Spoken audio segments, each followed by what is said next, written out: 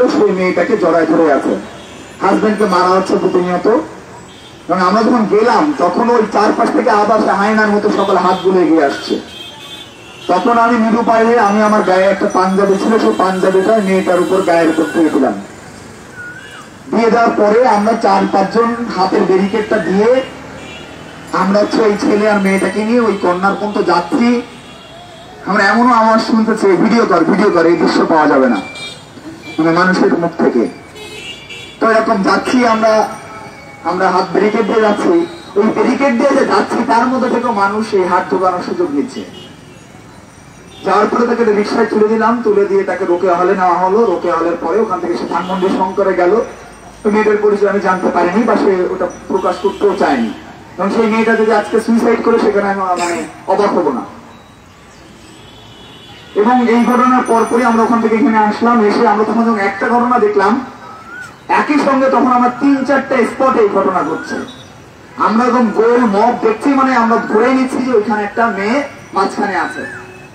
আমরা দ্রুত যে আমরা দুজন পুলিশকে বললাম আপনাদের আশেপাশে যে পুলিশগুলো আছে দ্রুত ফোন নেন, কারণ আমার ফোন থেকে যাচ্ছে না, কোনো ফোন যাচ্ছে না। আমি আমার কর্মীদের ফোন দিতে পারছি না, প্রক্টরকে ফোন দিতে পারছি না।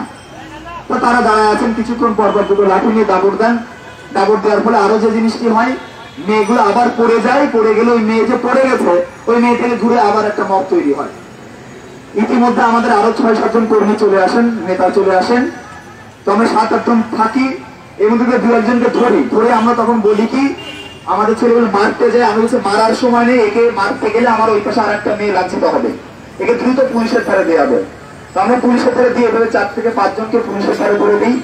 পরে শুনতে পেলাম সকলকে ছেড়ে দেওয়া হয়েছে। তো এখানে দেখি আর একটা মেয়ে, যেটা হচ্ছে খুবই মানে দুঃখজনক, লজ্জাকর, মানে সভ্যতার জন্য লজ্জাকর। একটা মেয়েকে আবার সেই ওই জায়গাটা ওই জায়গাটাতে গোল হয়ে আছে সকলেই। মেয়েটা চিৎকার করতেছে, চিৎকার করতে করতে দেখি আমরা আবার, তখন আমার হাতে একটা বাঁশ ছিল, এই বাঁশটা নিয়ে আমার বাড়িতে ওই জায়গাটা যখন ফাঁকা করি, ওই মেয়েটাও বিবস্ত্র, মানে সে জামা কাপড় ছেঁড়া ধরা এবং সে অজ্ঞান হয়ে গেছে। দুঃখের ব্যাপার হচ্ছে সে যে অজ্ঞান হয়ে গেছে, তাকে যে ছেলেটা জড়ায় ধরে আছে তার যে সঙ্গী, এই ছেলেটাকে অবনীতভাবে মারা হচ্ছে এবং অজ্ঞান হয়েছে, তার উপর মাথার উপর পায়ের পাড়া পড়তেছে। এর মধ্যেই তার উপর পাশবিক যৌন নির্যাতন চলছে। এক পর্যায়ে তখন কিন্তু আমি মানে ইতিমধ্যে 1 ঘন্টা স্ট্রাগল হয়ে গেছে, আমার গায়ে আর বল নেই।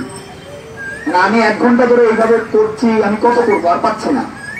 এক পর্যায়ে পড়ে যাই, ওইগুলো সরাতে যে পড়ে গেলে আমার উপরেই লাঠি ইটি আসে, আমার হাতের উপরেই পাড়াটা আসে। তখনই আমার হাতটা ভাঙছে, তখন আমি টের পাইনি আমার হাত ভাঙছে। তখন আমি ওদেরকে উঠাই, আমাদের আরো 3-4 জন দৌড়ে আসে, ওদেরকে উঠাই এই পাশে আনি, এনে সিএনজিতে উঠাই দিয়ে চলে যাই। ঠিক আবার এইখানে আর একটা ঘটনা ঘটে। একটা বাচ্চা, তার সঙ্গে তার মা এবং তার সঙ্গে তার ভাই, সেই মহিলাটা বারবার বলছে যে আমার সঙ্গে আমার বাচ্চা আছে। সেই বাচ্চার সামনে সেই মহিলাটাকে শ্লীলতাহানি করা হয় এবং অসংখ্য ঘটনাগুলো ঘটে। এবং 3-4টা গ্রুপ, 15-20 জনের 3-4টা গ্রুপ এই ঘটনাটা ঘটায়। এবং আমি শুধু এতটুকু কথাই বলবো, এই আইল্যান্ডে অনেক লোক দাঁড়িয়েছিলেন, বিশ্বাস করবেন না আমি সকল লোককে ডাকতে ভয় পাচ্ছিলাম। কারণ আমার মধ্যে তখন এমন একটা ভয় প্রবেশ করছিল, ওই লোকজনকে যদি ডাকি ওরা না সেই যৌন নির্যাতনের সঙ্গী হয়ে যায়, আমি এমন ভয় পাচ্ছিলাম এই দৃশ্যগুলো দেখে। তো তারপরে আমরা মানে আমার হাত ভেঙে যায়, কিছুক্ষণ পর আমার হাত খুলে ওটা নড়াতে পারি না। তখন আমি ইতিমধ্যে মাথা ঘুরে পড়ে যাই। আমাদের তখন আরো কর্মীরা চলে আসে সংবাদ পেয়ে।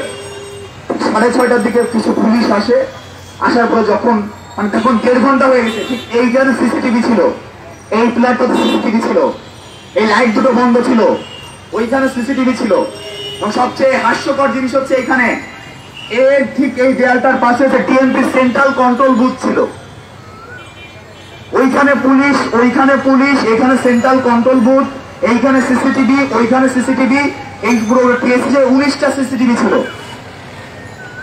1-2 মিনিট না, 1.5 ঘন্টা ধরে এরকম যৌন নির্যাতনের ঘটনা ঘটে। 6:30টার সময় তার পুলিশ আসেন এবং আমি যখন প্রক্টর স্যারকে ফোন করি, আমি অসুস্থ, ওখানে যাই, আমার হাতে বরফ দিয়ে এবং মাথায় পানি টানি দেয়। ইতিমধ্যে সিচুয়েশন কিছুটা কন্ট্রোলে আসে।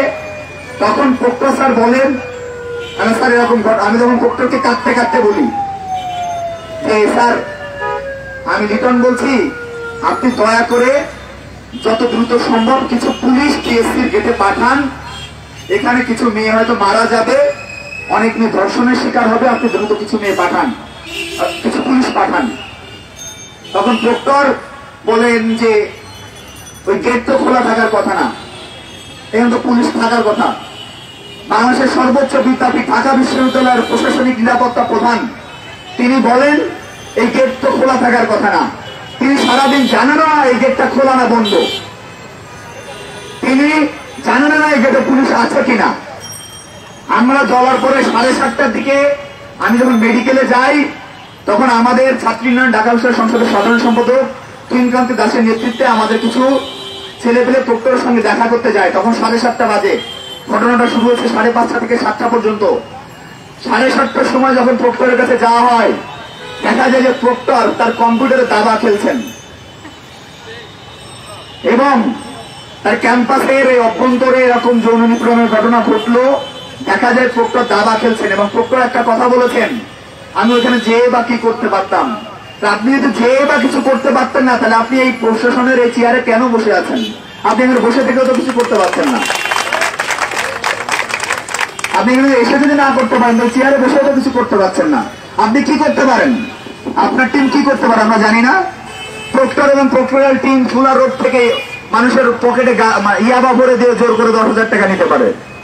ক্যাম্পাসে যত চার দোকান, রিক্সার দোকান আছে, সেখান থেকে 50 টাকা 100 টাকা নিতে পারেন।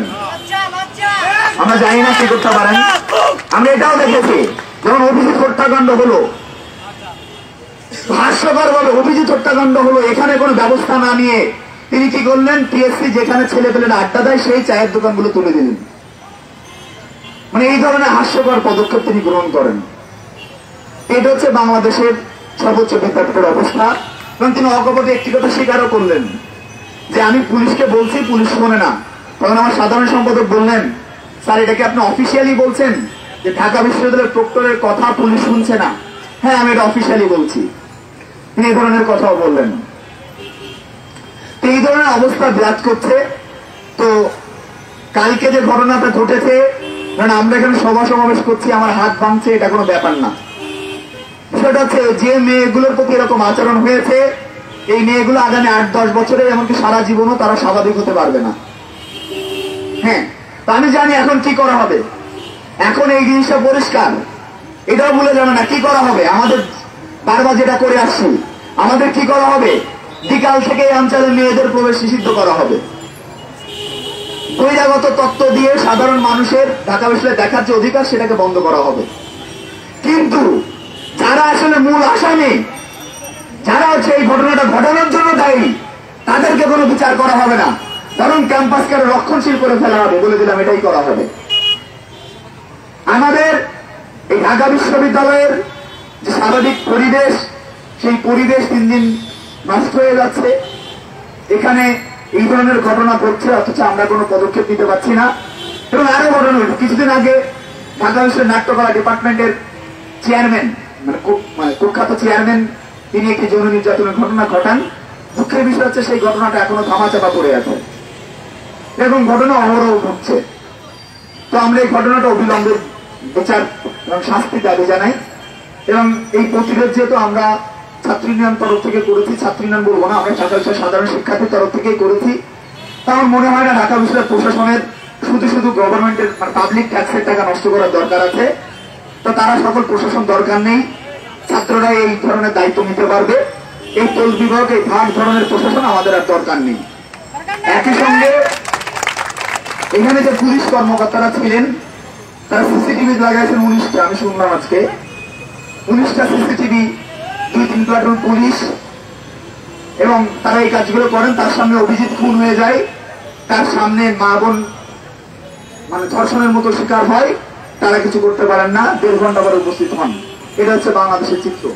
সময় এসেছে আমাদের প্রতিরোধ করার, প্রতিবাদ করার। অনেক হয়েছে। ধন্যবাদ সবাইকে।